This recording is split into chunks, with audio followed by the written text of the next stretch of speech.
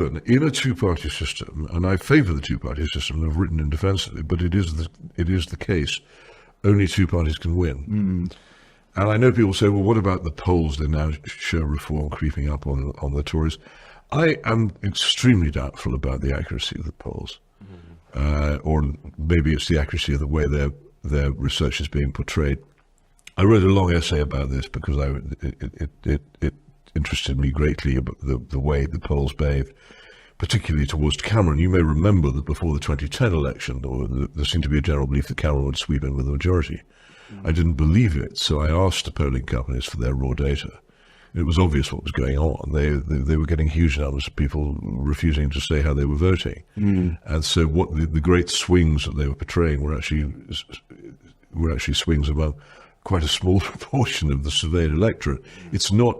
And the other thing I point out here, when opinion polling was devised by Dr. Gallup before the Second World War, it was easy to go and knock on people's doors. They'd come to the door. There were much fewer houses with multiple occupation.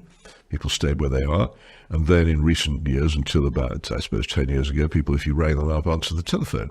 Now, neither of these things are true. How are the polls actually getting their data these days? And is it as reliable as it was?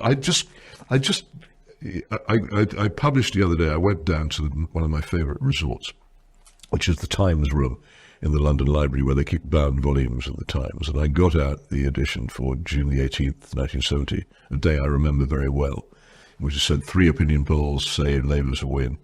And then I got out the beautiful 5 a.m. election edition of June the 19th, Conservatives on course for victory. And you've just seen, it still happens. Narendra Modi, everyone was saying Narendra Modi in India was going to cruise in with a huge majority. And he hasn't got it. Polls keep getting it wrong. They got it wrong in the 1992 election. People thought that Labour would win, and they didn't. And the other great example, of course, was 1964, when everybody thought Harold Wilson would walk it. And he ended up making it with a majority of only 4.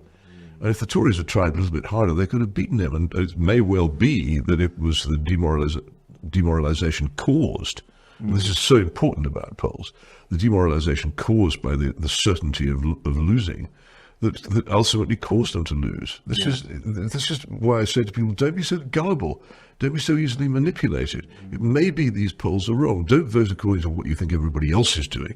Vote according to what you think is right. What I think is right is, for heaven's sake, stop Starmer. People don't know about it. I write about it. It's been in the papers. It's not. Starmer is, by his training and by his political activity in his 20s, not as a student, as a child, as a grown man. He was a thing called a Pabloite, which is a very sophisticated form of Trotskyism, a red-green revolutionary. That's what he was. He also joined as a lawyer. There are 2 societies for Labour supporting lawyers. One is the Society of Labour Lawyers, which is exactly what it says it is, and the other is a body called the Haldane Society, which at the time he joined it was generally thought to be rather close to the Communist Party. I say this over and over again, nobody pays any attention. He's not. This is as an adult, as a lawyer. He was interviewed by the New Statesman and asked 2 or 3 years ago, was he still red-green? Well, he said, absolutely, yes, I am. He doesn't hide it. But why do you think that he doesn't get, for example, that kind of scrutiny from mainstream media? Well, partly because if you haven't been a Marxist-Leninist, you don't understand these categories. Yes. When I say he's a Pabloite, I say it because I know it. I get a frisson in comprehension every time I say it, because it's quite fun getting that. But even to use these terms, these technical terms, to most people, what is this mad world? Yeah. But it exists. Pablo was the nom de guerre of an amazing Greek revolutionary called Michaelis Raptis, who did time, bizarrely enough, in the Netherlands for running guns to the Algerian rebels in the 1950s. He founded this tendency, and its magazine in England was edited by one, Keir Starmer. Yes, yeah. These things don't. People, they're not uninfluenced. I'm still influenced by my Marxist-Leninist past, but as you will have noticed, I go on about it. I'm public about it, and I never pretend otherwise, and I don't have to be asked about it to let you know. I even put in my Who's Who entry that I did a stint on the Socialist Worker, just in case anybody's in any doubt. It's voluntary on my part. Most of the people on the modern left who were mixed up in revolutionary movements in the 1960s and 1970s or later don't talk about it because it still matters. There were quite a few in the Blair government. Oh, many, including Blair himself, who only admitted to having been a university Trotskyist to Peter Hennessy long after he left office. It was a very closely guarded secret until then. Imagine if people had known that Blair had been a Trotskyist when he was being Mr. Nice Conservative. It might have been a bit of an upset. You said that he was far more radical than, say, Jeremy Corbyn would have been. Well, this is Peter Hyman, his own close aide. This is Peter Hyman's version of a fascinating article in The Observer a few years ago. We are more radical. We Blairites are more radical and more revolutionary than anything Corbyn could think of. He said it. It's not me saying it, it's them saying it. What do you think of the view that part of their kind of revolutionary agenda in the Constitution, that is what needs to be repealed if we're to make any kind of progress? That in fact, the way they changed, for example, the Equality Act, this is during the New Labour, the Supreme Court, all of these changes, that actually just has to be rolled back, and then we've then got some chance of actually making a change. Well, yes, but indeed. But how do you get the head of steam into the political system, which makes you capable of doing that? How do you get the people in Parliament to understand it, who can put through the repealing legislation? The difficulty at the moment is so many people on the electorate right have a very, very limited understanding of what the Blair Revolution entailed. And again, there's this fascinating document. Gordon Brown swims into view again here. On constitutional change, which is in existence. And the only serious review of it is by a man who goes under the pseudonym J. Sorrell, writing for Toby Young's Free Speech Union.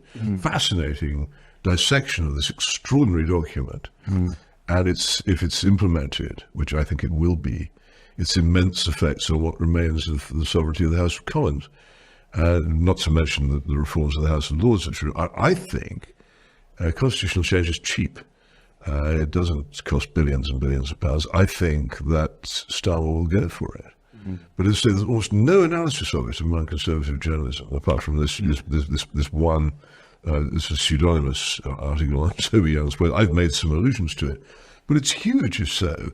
And we still suffer from the constitutional changes of Blairism, not apart from the breakup of the country and the surrender to the Irish Republican Army, the complete swamp which they made out of the House of Lords, which is now so bad that not even Conservatives can defend it, I don't think, which has to be reformed. And what will it be when it's reformed? It'll be another single list system, alternative vote, PR chamber, totally responsible to the executive and without any independence at all. A nightmare. I would think that's bound to happen. And when that happens, another small piece of the defences of liberty will have been knocked away. These are huge things. But the Supreme Court and its role in the Blairite Revolution is also gigantic. And its role in this Brown Plan in confining the powers of Parliament is quite considerable. These things are worth looking at. I only say, yes. I can't predict what they're going to do. I think it's very reasonable to suspect they will do a lot of very radical things. They also, I think, are bound to move quite strongly on tax. There'll be something equivalent to the raid on the pension funds. I suspect that the weaponizing of council tax as a wealth tax is probably the way they'll do it.